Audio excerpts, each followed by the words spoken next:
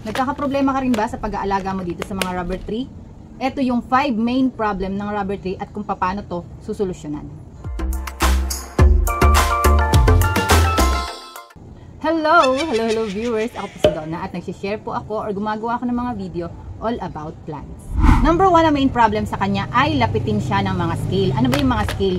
Yung parang pagka dumidikit siya sa mga dahon, parang pag ginanon mo ay matatanggal din naman. Kaya lang, pag hindi mo yan natanggal agad sa mga dahon ng halaman mo, ay kakainin niya yung mga nutrients doon sa dahon ng halaman mo. Magbubulok yung mga dahon na yan hanggang sa manilaw na siya. Doon na mag-uumpisang mag-droopy yan kasi nagkakalat yung mga scale na yan. Minsan, matagal siyang matanggal. Pagka ginaganon mo, kinukot-kot mo ay matagal matanggal. Pag yung mabilis matanggal, ibig sabihin hindi pa siya masyadong dikit, ay hindi pa siya masyadong matagal doon sa mga dahon ng halaman mo. Pero pagka dikit na talaga, ibig sabihin yung nutrients ng mga dahon ng halaman na yun ay nahihigop niya na, kaya kumakapit na siya totally talaga doon sa mga dahon. So kailangan i-prevent na natin yung mga ganon. Magandang lagyan siya ng mga pang DIY na pampunas ditong mga yung pampadulas ng mga dahon na hindi naman yung mga makaka-affect naman sa paglaki niya. Kasi pag nilagyan mo siya ng mga katulad sa mga napapanood natin na mga mayonnaise, yung mga itlog na puti ng itlog ay nilalagay dito sa ibabaw, makaka-affect yon sa paglalaki ng mga dahon ng halaman natin na rubber tree.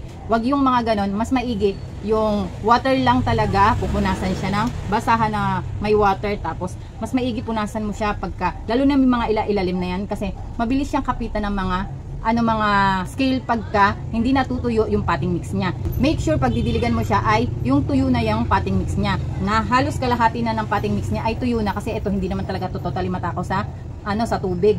Tapos kinakaya niya kahit mga 1 week na hindi mo siya diligan, magta-thrive siya. Basta wag siyang diligan ng diligan kasi naranasan ko dito sa moonshine ko na to, ayan, naglagas yung isang dahon niya na nilaw kasi yung tuloy-tuloy na ulan, hindi ko siya pinasok kasi nga matibay na to sa akin. Nakuha ko lang to freebie doon sa Mindanao. Maliliit lang yung mga dahon niyan.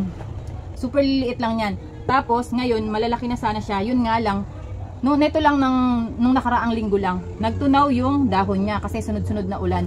Tapos kakarepat ko lang din kasi sa kanya, yung potting mix niya ay hindi agad-agad natutuyo kasi nung mga nakaraan malakas yung ulan tapos walang hangin na pumapasok dito sa sa pwesto ko. Kaya kakaroon sila ng mga scale kasi doon sa laging basa yung potting mix, laging kulob doon sa pwesto niya. So wag na wag tayong gaganon. Wag na wag tayong maglalagay ng rubber tree sa mga kulob na pwesto. Mas maigi yung nagsosolo siya pero nakakakuha siya ng hangin doon sa pwesto. May air circulation doon sa pagpupwestuhan mo sa kanya.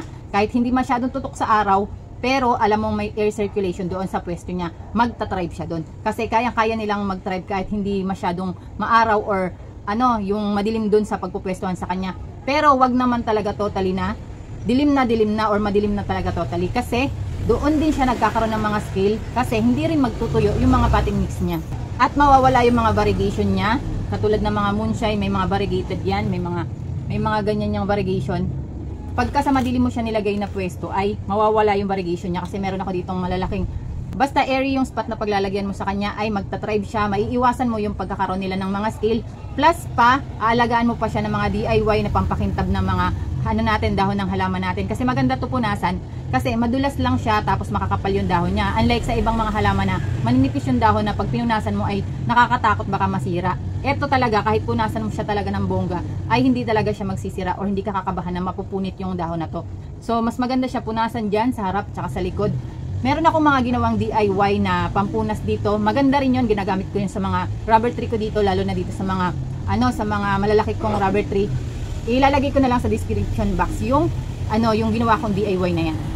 Number 2 na main problem sa mga rubber tree ay naglalagas yung mga dahon niya. Bakit ba naglalagas yung mga dahon na yan? Ibig sabihin, nag-overwater ka na, nag-underwater ka naman sa kanya. Dalawa lang kasi yan. Kung na-overwater mo siya, maglalagas yun, magdidilaw yung mga dahon niya, katulad sa nangyari sa akin dito. Na-overwater siya, tapos maliit lang pala yung butas na pinagamitan ko sa kanyang paso, kaya nilipat ko siya ng maraming butas na yan. Ayan. Kasi yung ginamit ko sa kanyang paso ay 4 lang yung butas dito. Hindi ko napansin na hindi pala nagde-drain yung niya.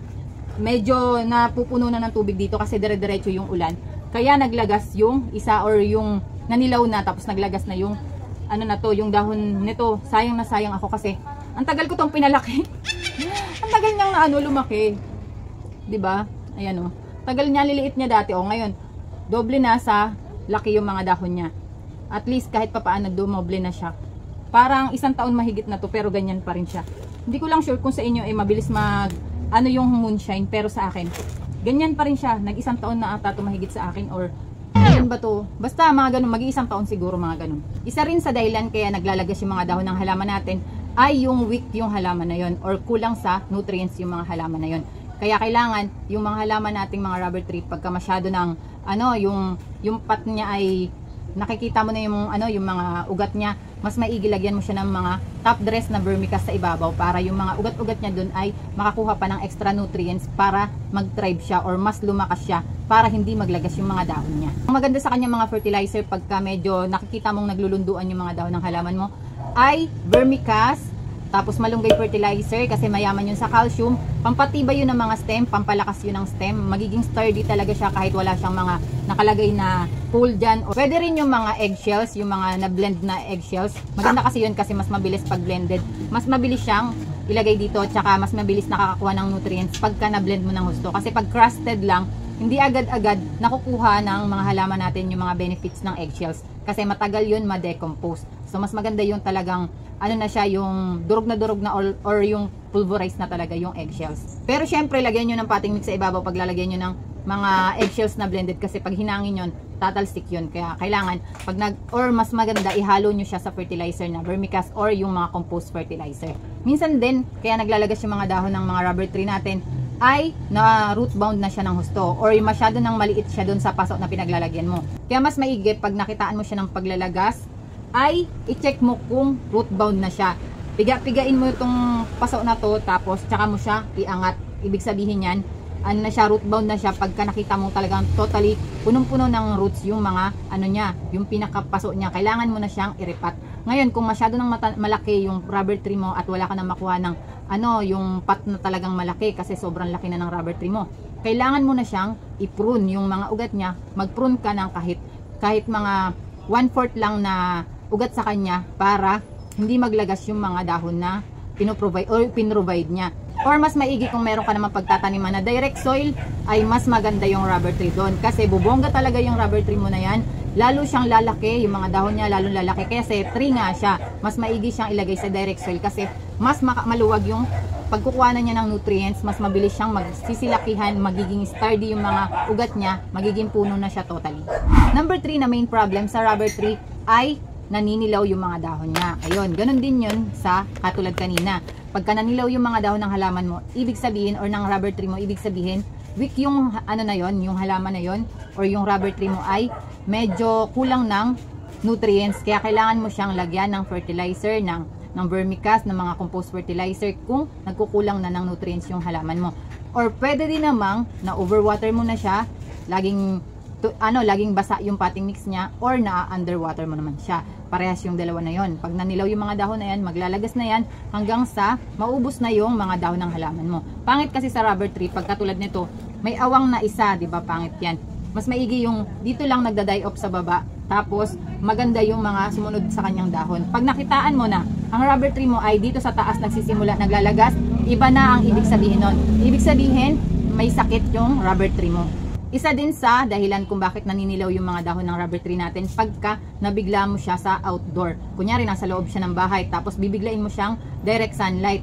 Maglalagas yung mga dahon yan, hindi lang yan magsusunog, maninilaw na yan hanggang sa matunaw na or maglagas na tong mga dahon ng halaman nating rubber tree. Kailangan, gradual lang yung natin sa pag-introduce natin sa sunlight pagka gusto mong mag-direct sunlight sa kanya. Kasi thriving siya, mas maganda siya sa direct sunlight. Kasi tree nga siya, yung lahat ng ficus na yan ay nagsisilakihan, nagsisitangkaran pagka nakadirect siya sa sunlight, tapos nakadirect sa lupa. Yung mga rubber tree ko dito, kahit yung mga variegated, yung mga ruby, ay nakadirect sunlight talaga siya at hindi ako nagkaroon ng problema sa kanya. Hindi siya nagkaroon ng sugat, nagkaroon ng pagsunog ng mga dahon niya, ng mga pagdidilaw ng dahon niya nung nilagay ko siya sa direct sunlight. Kasi gradual lang yung pag-introduce ko sa sunlight. Minsan pinapasok ko naman siya sa loob ng bahay, pero make sure pag ipapasok mo siya sa loob ng bahay, 3 days mo muna siyang naka-outdoor pero hindi tinatamaan ng direct sunlight para makapagpahinga siya. Tsaka mo siya ipasok sa loob ng bahay. Same lang din pagka galing siya sa loob ng bahay tapos gusto mo siyang i-direct sunlight,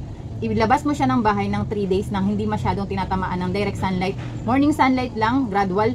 2 hours, 3 hours, sunod-sunod na araw, 2 hours, hanggang sa ma-direct sunlight mo na siya up to 6 days na gradual yung pagbibigay mo sa kanya ng sunlight. Hindi siya magsusunog, hindi maninilaw yung mga dahon niya, hindi maglalagas yung mga dahon niya. Over fertilizer din ang isa sa dahilan kung bakit naninilaw yung mga dahon ng rubber tree natin. Pag nasobrahan mo siya sa fertilizer ay naninilaw talaga yan. So make sure na hindi masyadong marami yung fertilizer. Wag naman yung talagang sobrang punong-puno na yung kamay mo ilalagay mo sa rubber tree mo, kasi depende rin yung paglalagay ng fertilizer sa dami ng potting mix ng rubber tree mo. Pagka masyadong kaunti pa yung mga gantong paso pa, ay ganyan pang paso, ay hindi pa masyadong kailangan ng maraming fertilizer. Or mas maigi ang gamitin mo sa kanyang fertilizer ay mga vermicast, yung mga organic fertilizer, para hindi ka magkakaroon ng problema sa over-fertilize. Number 4 na main problem ng mga rubber tree natin ay nagdudroopy yung mga dahon. Ibig sabihin nun, nag-over-fertilize ka sa kanya or nag-over-water ka sa kanya. Or minsan, kailangan mo siyang i-direct sa sunlight ng paunti-unti. Kasi kaya nagdudroopy yung mga dahon ng mga rubber tree natin, kulang siya sa sunlight na nare-receive. Ibig sabihin, nandun siya masyado sa madidilim na parte ng bahay mo, hindi siya nakakakuha ng sunlight kahit kaunti, or masyado siyang matagal doon sa less talaga or madilim na pwesto doon sa pwesto niya. Kailangan i-introduce mo siya sa malapit sa bintana na makakakuha siya ng kahit kaunting sunlight. Magta-thrive siya doon, hindi magdudroopy yung mga dahon niya, or baka naman wala na siyang tubig palagi or lagi siyang nauubusan ng tubig. Kasi yung mga rubber tree natin, matibay naman to kahit hindi mo diligan ng diligan. Pero pag na-over naman siya sa lack of water or talagang lagi siyang nauuhaw, ay hindi rin siya magta-thrive. Magdudroopy yung mga dahon niyan hanggang sa unti-unti nang maglagas yan, unti-unti nang manilaw yan hanggang sa maglalagas na yan. So maubos na yung dahon ng mga rubber tree natin pag lagi siyang nauuhawan. Huwag natin silang i-underwater ng bongga, yung totally dry off na talaga, yung pinaka-potting mix niya dito sa pinakailalim ay ubos na, kasi doon din siya kumukuha ng lakas, lalo na pag wala siya nakukuhang lights doon sa pwesto sa loob ng bahay. Doon siya kukuha ng lakas sa water dito sa ilalim na dinidilig natin. So kung na underwater naman siya, ay ayaw niya ng ganun. Kaya magdudroopy yan kasi nahihigop na niya, inuubos na niya yung tubig dito sa mga dahon niya. Kasi tinatry niyang ma-provide yung ibang dahon, so nagkakaubusan na siya hanggang sa hindi na siya makapag-photosynthesis, kasi kulang na yung pagpo-photosynthesis kasi ng halaman natin. May mga may mga ingredients yan. Yung water, yung sunlight, tsaka yung carbon dioxide dito sa potting mix or dito sa labas ng halaman natin. So kung may absent doon sa isa na yun, lalo na yung tubig, ay hindi siya makakapag-photosynthesis, kaya siya nagdo-droopy. Kaya nilang i-tolerate yung mga malalamig na lugar. Pwede siyang ilagay sa loob ng mall. Kasi nakakita na ako nito sa mga mall. Sa festival mall, dito sa may Alabang, meron yan, marami yung mga pinaglalagay nilang mga rubber tree. Pero syempre, makikitaan mo yung rubber tree na kulang na talaga ng lights, ay bumabagsak na yung mga dahon niya. Hindi nila kayang i-tolerate yung walang lights na nakukuha. Kahit pa mga bombilyang lights yan, ay magta-thrive sila. Basta wag dun sa madilim na pwesto ng bahay natin. Yung hindi talaga totally nakakakuha ng lights. Pag nakitaan mo yung halaman mo na masyadong leggy na yung lumalabas sa kanyang mga dahon, medyo malayo na yung gap ng dahon na lumalabas sa kanya, ibig sabihin kulang na siya ng lights na nare-receive doon sa pwesto niya. Tapos sunod doon, magdodroopy na yung mga dahon niya kasi hindi siya makakuha ng sunlight. Kaya nilang i-tolerate yung mga yung mga malalamig na lugar, pero hindi nila kayang i-tolerate yung walang lights, kasi eto pang mga tropical plants to na kailangan sa kanya ay direct sunlight. Mas maganda sa kanya, mas mabilis siyang lumaki pagka naka-direct sunlight siya at naka-direct soil. I-check mo rin yung mga roots ng halaman mo pagka nakitaan mo siya ng pagdudroopy, lalo na tong mga rubber tree na to, kasi baka nagro-root rot na doon sa ilalim ng paso niya. Hindi mo na alam kung kinakain na ng rat yung mga ugat niya, kaya nagdudroopy na yan. Yan, yung paglalagas din, ganun din. Yung paninilaw din ng mga dahon, baka meron ng root rot na nangyayari doon sa halaman mo. So i-check mo yung potting mix. Kung may yung mabaho na yung potting mix mo, tsaka yung may mga puti-puti na, ibig sabihin kinakain na yun ng root rot or niro-root rot na yung halaman mo. Kailangan mo na siyang palitan ng potting mix, kailangan mo na siyang palitan ng paso, kasi may mga microorganism na kakain doon sa mga ugat ng rubber tree mo na hindi mo mapipigilan yan hanggat hindi mo pinapalitan yung potting mix at hinuhugasan yung pinaka-roots niya. Masisave mo lang yung mga halaman mong rubber tree pagka inano mo na yon, ina-uproot mo na, tapos pinalitan mo ng paso at potting mix. Make sure din na ang potting mix mo na ginagamit sa mga rubber tree ay yung chunky or yung may aeration. Pwede naman sa kanya kahit loam soil lang. Pero lagyan mo ng kahit 10% lang na pames, magta-thrive siya doon kahit ganun lang. Kung hindi pames, yung buha-buhangin ay magta-thrive din siya doon para well-drained yung potting mix niya. Ayaw niya kasi na masyadong laging basa na hindi talaga totally natutuyo yung potting mix niya kahit mga 1 week na muna siyang diniligan. Number 5 na main problem dito sa mga rubber tree ay super bagal niya talagang magkaroon ng mga dahon or ang bagal niyang lumaki, parang ganon. Pero meron ako ditong na-experiment na yung yung Black Prince ko ay mabilis nagkaroon ng mga dahon. Hindi ko alam kung bakit kasi hindi kasi siya variegated. So expect ko talaga na mas mabilis talaga siyang lalaki. Pero hindi ko ina-expect nung pinalitan ko siya ng paso ay sobrang bilis lumaki. Pati yung ruby ko dito kahit variegated siya, nung pinalitan ko siya ng mas malaking paso ay mas mabilis lumaki yung mga dahon niya. Yun nga lang, ang problema ko ngayon sa kanya, sa ruby ko neto, ay nagtutupian na yung mga dahon niya kasi masyadong malaki, hindi niya kinakaya yung dahon, yung laki ng dahon niya, kaya hindi ko pa siya nalalagyan ng parang support, kaya nagtutumbahan yung mga dahon niya, parang nagyuyupian yung mga dahon niya. So, hindi ko pa alam kung anong gagawin ko dito kasi sturdy pa naman siya, hindi pa naman siya nalulundo. Kaya hindi ko pa siya nilalagyan ng support. Ang problema ko yung dahon ay parang nagtutupi. Mas maigi sa kanya kung gusto mong palakihin ng mas mabilis, wag mo siyang sasakalin. Yung roots niya ay pag na root bound na, wag mo siyang hahayaang pabayaan lang doon sa paso niya. Kailangan palitan mo siya ng paso, iripat mo siya sa mas malaking paso. Kasi kahit mas malaking paso ang ilagay mo sa kanya, ay mas okay siya doon. Mas mabilis lumaki yung mga dahon niya, mas mabilis lumaki yung tumangkad yung rubber tree mo pagka mas malaking paso ang gagamitin mo sa kanya. Pero syempre, pag mas malaking paso ang ginamit mo sa mga rubber tree mo, ay i-lessen mo yung pagdidilig sa kanya or wag mo masyadong punuin yung potting mix dito sa sa paso mo. Katulad nito, malaki yung paso nito, tapos pag na siya, tumangkad na siya ng bongga na alam ko magro-root bound na, lalagyan ko siya ng potting mix dyan sa ibabaw, dadagdagan ko siya hanggang sa ilipat ko na naman siya ulit ng pot kasi mas maganda sa rubber tree yung i-maintain mo pa rin yung pagdidilig mo sa kanya habang nakalagay siya sa malaking paso kasi nakakatakot din baka magtunawan yung mga rubber tree natin. Marami pang mga tips kung paano palakihin natin ng mas mabilis yung mga halaman natin. Kung gusto niyo palakihin ng mas mabilis yung mga rubber tree mo, ay i-click mo yung video na yan kasi tinuturo ko dyan kung paano yung diskarte ko, kung paano ko pinalaki ng mas mabilis etong Black Prince ko.